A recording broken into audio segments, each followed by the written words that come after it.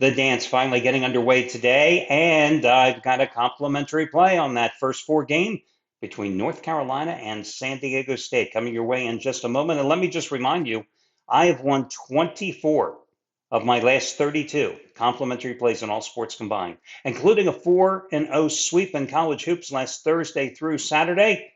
And that freebie is coming your way with in-depth analysis in just a second. Hi, everyone. Al DeMarco here, General Manager, DeMarcosports.com.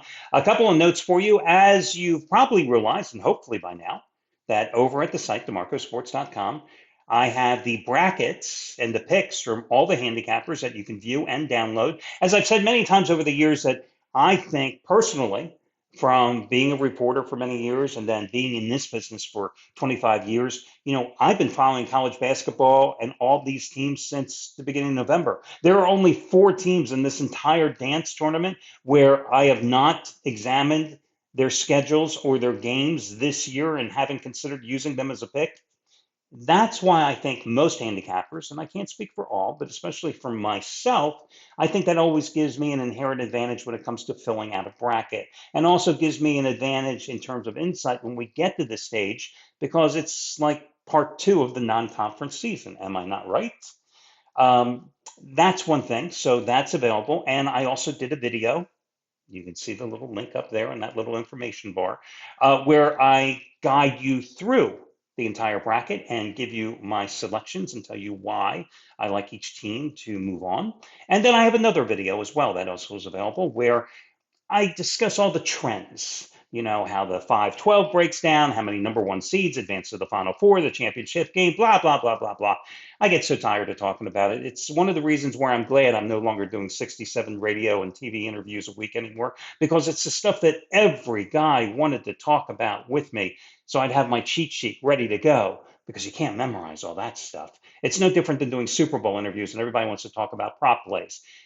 I will say, and I mentioned it to you on the other video as well, that the problem with that, preconceived notions, they plant seeds in your head, seeds, no pun intended, because often when you're filling out your bracket, you go, oh my God, these two number 5 seeds have always advanced to the next round, or only one number 7 seed has advanced in the last 5 years. Yeah, put that aside, because again, you're letting the past influence you, and often that will affect how you're handicapping games as well. So you have to put that aside. Okay, I'm going to get to the play in just 1 minute. Final note for you. You may have noticed I've been wearing a lot of baseball caps here lately. It's not suddenly I turned into a 14-year-old, although if I don't get my hair cut soon, it may be. And I'm suddenly a fan of caps, but I have leukemia. One of the side effects of the meds that I'm on is, as a matter of fact, one of the two things that will most likely kill me is melanoma, which is kind of ironic because I have, even though I was a lifeguard in my teens, I've never been a sun worshiper, never. But I have to constantly go to the dermatologist every 3 to 6 months and get a full body check, because it's just a side effect of the meds that are keeping me alive. And for the second time, they found the spot and had to have it excised. And I will say one thing, my dermatologist is damn good, but he will never be a barber. So when they say that, hey, we just got to shave off a little section here and we'll take it out, and I'm laying there and I'm numbed up and I'm going, wow, I think you're shaving a lot of hair there. So now that I've got like a gap of this big, yeah, I got a hole in my head, for Christ's sake. It looks stupid. And I'm a lot of things, and I will admit to being vain. So I'm not walking around with this huge. So when my hair grows back in 4 weeks, hopefully, yeah, we'll get rid of all these stupid caps. So let's move on and talk about this play tonight. I like North Carolina, guys. Yes, North Carolina minus the points here. That is the way I'm going to go in this contest. Now, the Mountain West I followed religiously this year, made a lot of money for you and I both in the Mountain West Conference.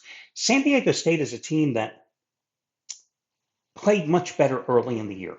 It was in November when they knocked off Creighton. November when they locked down defensively and stopped Houston. Matter of fact, one of the two sites that I like to use in addition to KenPom.com when I'm handicapping college basketball is Mark Torvik's site. And he's got something called the T-rank metric. And I'm not going to just go into all the details of what it all means. But I can tell you that San Diego State was ranked about 27th in the nation the first 2 months of the season, but since then, 61st in the nation because they have not played as well. And it's because defense will only take you so far. You have to be able to put the ball in the hoop. Look what happened to them in their quarterfinal Mountain West tournament loss last Thursday to Boise State at the Thomas and Mack Center. 62-52 loss. They went 9 minutes without a basket. They were a three-guard lineup, right? And two of their guards, Miles Bird and BJ Davis, were a combined 3 for 17. This is the problem with San Diego State. If you look at the entire season, you say, hey, they shot 44% from the field, 33% from three. Bad news, 66.6% from the free throw line. Eh, but again, you can only be so good defensively. You still have to put the ball in the hole. Now, defensively, they are number one in the nation in terms of field goal defense, giving up 37.8% of their opponent's shots go in. They're also number one in block percentage, according to KenPom.com. And they are expected to have the Mountain West Freshman Player of the Year and Defensive Player of the Year, Guaf, the 7-footer, back or at least available tonight. Now, he's missed 6 straight games, hasn't played since I think February 22nd. So who knows if he will play, how much he will play, how effective he will play. But still, the guy averaged 8.5 points, 5.2 rebounds, and 2.6 blocks a game this year. He definitely affects the trajectory of an opponent's offense, right? And their shooting. Now, you look at North Carolina, and yes, we've heard all the complaints of why they didn't deserve to get into the field. 1-12 in quad one games, but 8-0 in quad two games. And other than Duke, they've been able to beat most people over the past 4 weeks. They're going to go as far as RJ Davis can take them. I mean, if RJ Davis has another 4 for 10 shooting performance like he did against Duke, they have no chance. What I do like, however, is the development and the emergence of 6'8" forward Van Allen Leuven, who is coming off 3 straight double-doubles against Duke, in the ACC tournament where he averaged 15.5 points and 11 rebounds. If you look at his overall numbers for the season, you see a guy that's only averaged 8.5 points and 5.5 rebounds. But really, his development started long before the ACC tournament. If you go back the last 9 games, and we're talking in the middle of February, the guy has averaged 15 points and 8.1 rebounds. Not only has he given North Carolina an interior presence that they didn't have previously, but he's also given them another reliable scoring option for, again, a team that is so guard-oriented and reliant on their outside shooting. I think one of the keys here tonight, because this is going to be a physical game, especially from San Diego State's aspect, is that there's going to be a lot of fouls called in this game. Now, San Diego State commits an average of about 18.5 fouls a game. That means their foes are shooting on average about 20 free throws per game. The average in college ball, D1 level is like 16, 17. Okay? UNC shoots at a 73% clip from the line. I just told you San Diego State shoots at 66.6%.